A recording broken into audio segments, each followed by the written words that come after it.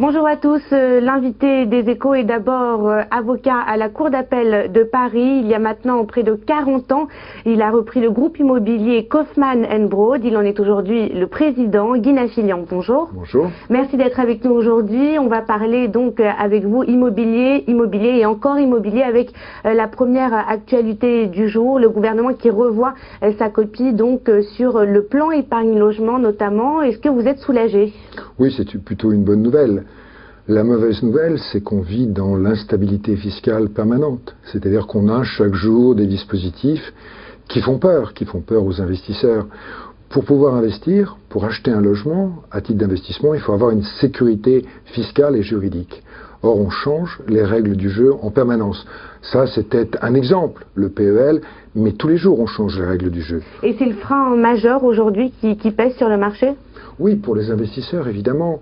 Les investisseurs privés, les investisseurs institutionnels ont besoin de sécurité, de visibilité. Ils ont besoin de savoir, quand ils achètent un logement, quelle va être leur rentabilité future.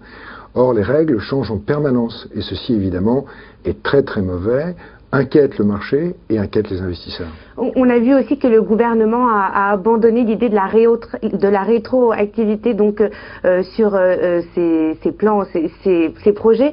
Est-ce que pour vous c'était également un soulagement? On sait que les investisseurs ont besoin de visibilité et également de pouvoir se reposer donc sur des acquis. Bien sûr, avoir fait rétroagir ces dispositifs à 1997, c'est un véritable non-sens. Je veux dire, quelle est la sécurité que peuvent avoir les investisseurs dans ces conditions-là? Oui, je pense que cette reculade était absolument nécessaire sous la pression des épargnants, mais on voit tous les jours, les dispositifs qui régissent notre métier, qui régissent l'immobilier changer. On parlera peut-être tout à l'heure de l'encadrement des loyers, de cette garantie universelle des loyers. Toutes ces mesures sont des mesures qui sont contre le marché. Est-ce que cette rétroactivité est une exception française? En tout cas sur 17 ans ou sur une période aussi longue? Fiscalement, oui, sur une durée aussi longue, c'est vraiment très très particulier. On voit souvent des lois rétroactives fiscales pour quelques mois. Là, c'était vraiment extrêmement surprenant. On est maintenant à quelques mois de la fin d'année. Est-ce que vous pouvez déjà tirer un premier bilan de cette année 2013? Est-ce que finalement, elle a été moins mauvaise que prévu? Elle est à peu près comme l'année 2012, c'est-à-dire on a deux marchés en France, un marché de l'Île-de-France qui reste extrêmement solide, où les besoins sont importants. L'Île-de-France, c'est le plus grand marché immobilier français, c'est là où sont les grandes entreprises. Et puis un marché des régions qui est beaucoup plus compliqué, beaucoup plus lent. D'ailleurs, on voit bien que dès qu'il y a crise économique, crise sociale, crise morale, les régions souffrent beaucoup. Et donc on est en 2013 à peu près dans la même configuration qu'en 2012. Et vraisemblablement, nous serons en 2014 dans la même situation. Quand vous dites que les régions souffrent beaucoup, quelles sont celles qui sont le plus durement touchées? Mais toutes les régions aujourd'hui marchent au ralenti. On voit que dans ces régions, vous savez, les gens en région sont beaucoup plus prudents, ils prennent leur temps. À Paris, on est très pressé.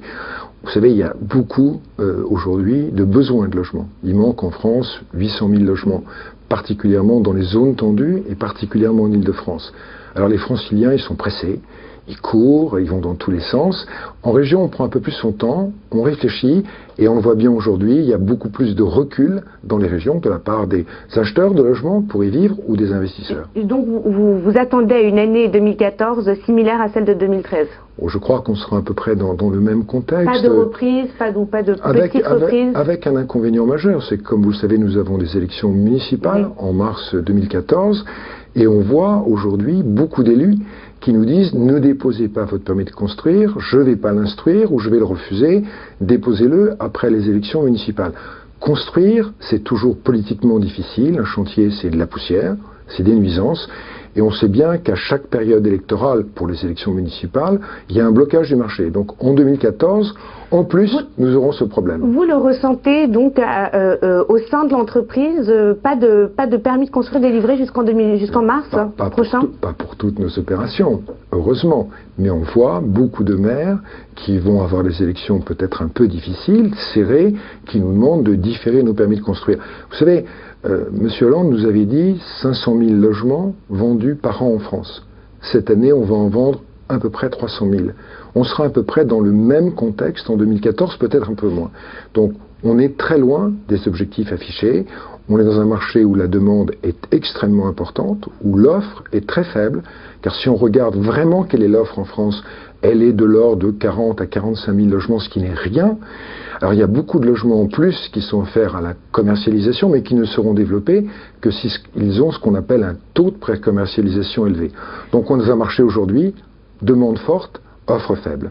Vous avez évoqué tout à l'heure le dispositif du FLO avec donc ces deux principales nouveautés, donc la GUL, la garantie universelle des loyers, et l'encadrement des loyers. Est-ce que cela va pouvoir peut-être relancer un petit peu le marché locatif? C'est le but, hein, mais quelle est votre vision? Mais non, c'est exactement l'inverse. Cet encadrement des loyers qui va être basé sur un loyer médian, qu'on va essayer de découvrir. On n'a aucun moyen aujourd'hui de comprendre quel est le loyer médian par région, et encore moins par quartier. Et donc, ça va être évidemment un frein.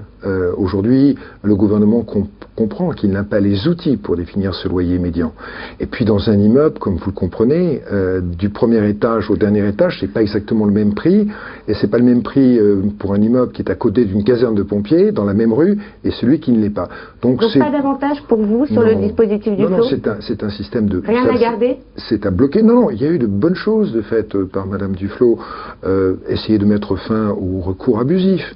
L'idée d'avoir des documents d'urbanisme au niveau de plusieurs communes, ça paraît aujourd'hui bloqué par les maires qui veulent garder le pouvoir de construire. Donc oui, il y avait des bonnes choses et puis il y a des mauvaises choses, mais je dirais que globalement les mesures qui ont été prises pour les investisseurs ont été des mesures qui ont été prises essentiellement pour protéger les locataires, comme cette garantie universelle des loyers, qui est un non-sens. 2% d'impayés en France, et on va demander à 100% des propriétaires et des locataires de payer un impôt nouveau. Ça n'a pas de sens. Et tout ça est un message extrêmement négatif. Il y a eu quelques bonnes choses. On devait libérer le foncier, qui est le problème numéro 1 pour faire baisser les prix. Combien de terrains de l'État, aujourd'hui, ont été vendus depuis que Mme Duflot est là? Très peu, très peu. Donc, il n'y a pas les mesures de fond, les mesures fondamentales pour relancer le logement, faire baisser les prix, qui est un des grands problèmes de l'immobilier aujourd'hui en France. Toutes ces mesures ne sont pas là. Alors voilà, c'est difficile, donc il faut nous en remettre à nos propres capacités, à notre capacité d'innovation. C'est ce que fait Kaufman & Broad. Merci beaucoup, Guy Nafilian. À bientôt. Merci.